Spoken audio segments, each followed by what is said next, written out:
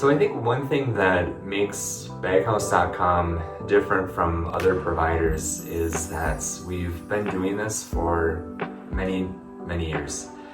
We have over 40 years of experience with dust collection systems, designing them ourselves. We're in this for the long haul. I think today it's easy to find people or other companies that are interested only in some sort of transactional sale. With us, we want to make sure that we really help you as the customer. We're not interested in just a one-time sale, a one-off thing. We want to make sure that we're with you from the beginning all the way until the end of the process with your parts, your bags, cages, anything that you'll need for the day after. We're going to be the people that will answer the phone almost 24/7. That's the idea, is that you pick up the phone and you'll be able to speak to one of us, and we are genuinely interested in helping find a solution for you, the customer.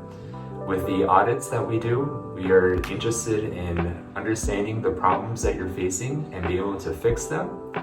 And with the training courses that we offer, we are really interested in helping our customers be educated, or we're really interested in educating our customers about dust collection systems to be able to avoid problems in the future, and also to be able to smoothly operate or have things operate very smoothly for them to, again, avoid some of those common issues and problems.